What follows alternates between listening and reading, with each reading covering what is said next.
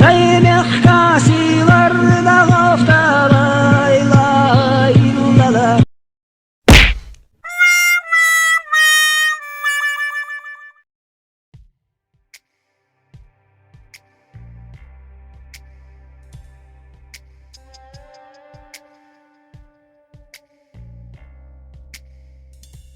В 1852 году карабулаки вынуждены жить с назрановцами и частью кочевать, так как их аулы заняты уже чеченцами.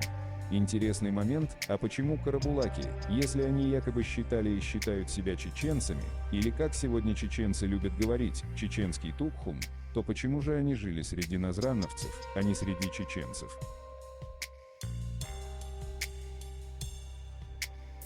Админ канала Ламро негодует и задается вопросом, почему же карабулаки жили среди назрановцев, а не среди чеченцев?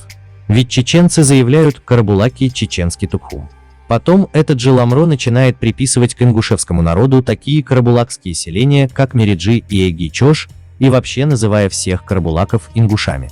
В этом нашем ответе фальсификаторам из числа ингушей мы предоставим неопровержимые факты того, что карабулаки никогда не относились к ингушевскому обществу. Мы специально оставили некоторый материал, не озвучив его в этом ролике. Если сказочники ответят нам на этот ролик, мы его всем предоставим и поставим точку в этом вопросе. Крепким народом признают карабулаков-арстхоевцев и наши информаторы по сообщению жителя селения Алкун Апиева Хасана. 83 года, когда карабулакам удавалось захватить в горах Ингуша, у него отбирали все, что было, а с самим поступали следующим образом. В рукава одежды просовывали длинную палку, к концам которой привязывали кисти рук, после этого отпускали домой. Распятый таким образом ингуш для того, чтобы пойти по горным тропам, должен был поневоле выделывать различные смешные движения и приседания. У карабулаков это называлось ингушским танцем Галгай-Хелхар. Источник В.П. Кобычев, Москва, МГУ. Историческая интерпретация этногенетических преданий ингушей на Северном Кавказе. Сборник научных трудов М. Блиев, Орджоникидзе, 1985 год, страница 28.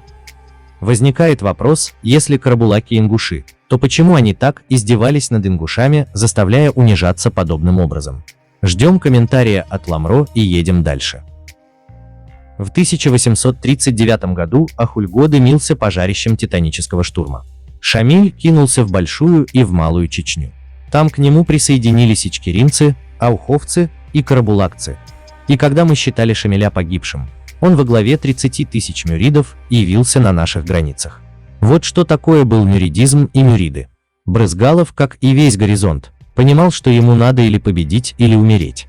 Побежденным пощады не будет. Да к поражениям войска того времени и не привыкли. Они могли отступать, но не сдаваться. Для крепости же отступления не было, значит, оставалась смерть.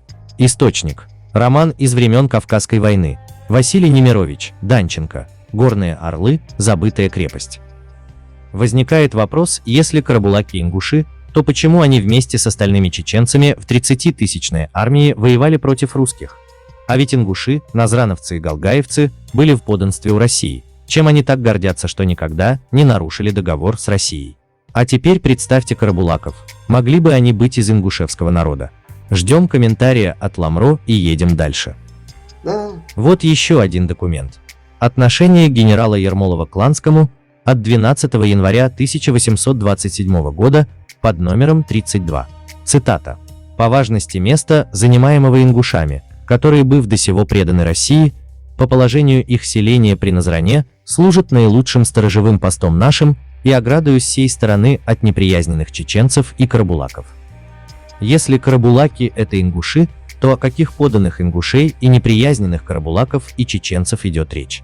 То же самое мы видим в акте присяги 6 ингушских фамилий 22 августа 1810 года, цитата.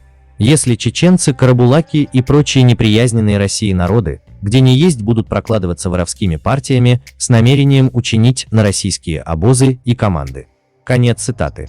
Только в этот раз это пишет не русский генерал, а сами ингуши называют карабулаков и чеченцев неприязненные народы России, против которых они будут воевать. Мы ждем комментария от Ламро и едем дальше.